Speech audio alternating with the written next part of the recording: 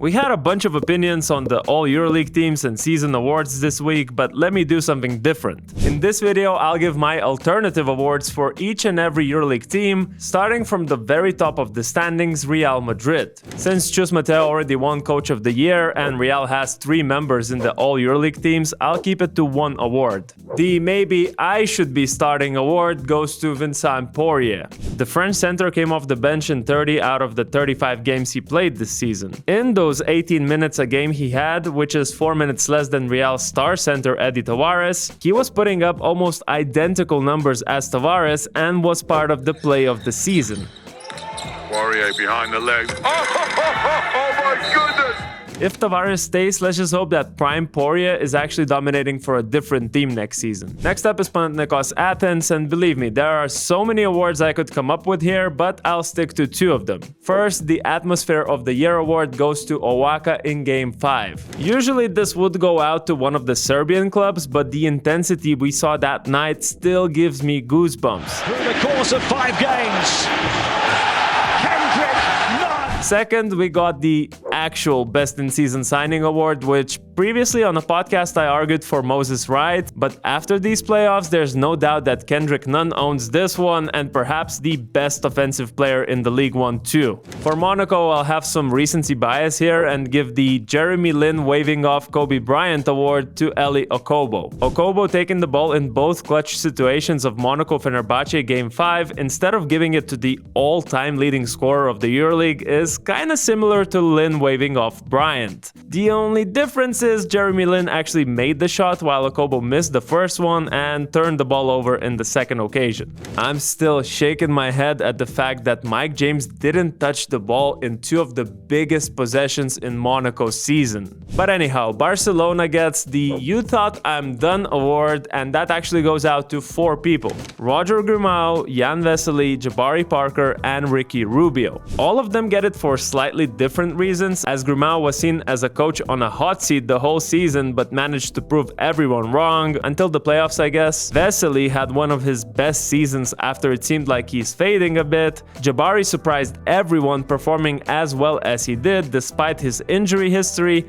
and nobody was certain that Ricky Rubio will return to play basketball. As you might know, despite making the Final Four, none of the Olympiacos players were selected for the All-EuroLeague teams. Coach Bartzokas isn't the Coach of the Year either. So the I got an A in a group project award goes to the whole of Olympiacos. I just think it's really hard to point at a guy and say this is the reason why Olympiacos is in the Final Four. It's like their leaders just take turns, as we were talking about Alec Peters, Skanen and Walkup in the regular season, but then in the playoffs Petrushev has a monster game. a foul baseline cutter, Philip Petrushev detonates the dunk. Mustafa Fall is carrying in the other, and at the end we were all talking about Shaq McKissick as their hero. The last Final Four team that's left is Fenerbahce. Again, I feel like there's quite a few awards pending here, but I'll go with the most significant one. The We Needed a Break award goes to Nikolaidis and Šarūnas Jasikevičius. After Kalatis left Barcelona and publicly came out with statements referring to Jasikevičius, it seemed like these two might never come back together, but that was completely wrong. Kalatis not only looked better than he did in Barca, but also hit those 2 clutch threes to get Fener to the Final Four and had a great moment with Šaras after.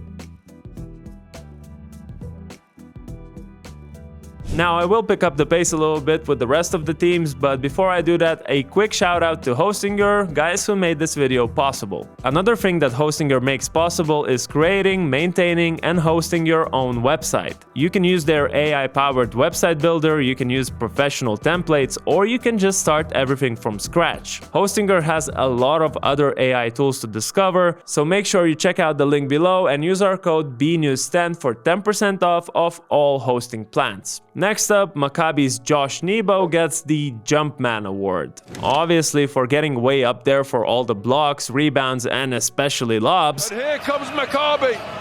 Alley-oop slam dunk, Josh Nebo! But it's also in reference to the jump he had in performance compared to last season. For Baskonia, I have the no, yes shotmaker award. That goes to Marcus Howard. I mean, some of these shots were completely ridiculous, but when they do go in, there's not much you can say. Here's Howard to the elbow. Oh, he's unbelievable tonight. Anadolu Efes should probably consider investing in their medical staff, as the Broken Back of the Year award goes to Shane Larkin for carrying them throughout the whole season. The final play-in team, Virtus, gets the Coach of the First Half of the Season award. And of course, that's Luka Banki, who really revived this team, but Virtus completely collapsed in the second part of the season. Okay, now we have Partizan, and I will give the Please Don't Switch award to Frank Kaminsky. We saw too many situations where opponents attacked the American center on a switch, and I guess you could say that the switch of centers from Lezort to Kaminsky wasn't successful either. Milan gets the Hospital of the Year award, and if you don't get it, just look up their injury history. Valencia is getting the Muggsy Bogues award for their short and speedy Jared Harper, although with Paris and TJ Shorts coming to the EuroLeague, this award is up for grabs next season. Next up is Žalgiris with the Unlocked Skill of the Year award, which should go to Laurynas Birutis or Andrea Trinchieri. After coach Trinchieri took over the team, Birutis started abusing this short roll floater that he had in his arsenal, but the previous coach didn't utilize. And finally, the last four teams. Bayern gets the "We're good streaking!" award that goes to Sylvain Francisco. He definitely had a streaky year, looking unstoppable in one game, but then disappearing in the next one. Crvena Zvezda gets the Best Low-Key Signing award for Joel Bolomboy, who low-key actually had a great season despite the team's underwhelming results and unfulfilled Final Four promises. Now my favorite, the Desperate Housewives award, goes to the Aswell owner Tony Parker. TP had the most dramatic and betrayal-filled season. First firing his brother TJ from the coaching job, then hiring and firing Gianmarco Pozzecco in a span of 73 days, then criticizing Pozzecco publicly, and finally getting sued by his brother TJ months after the firing. There's another obvious layer to this award name, but I'm sure you got it. And the final award for Alba is the Most Interesting Guy in a Boring Team award. That of course goes to Gabriele Procida, who gave us that 360 dunk that was completely unnecessary but absolutely appreciated. He jumps the passing lane too, now look out! Oh! And won the Rising Star of the Year award.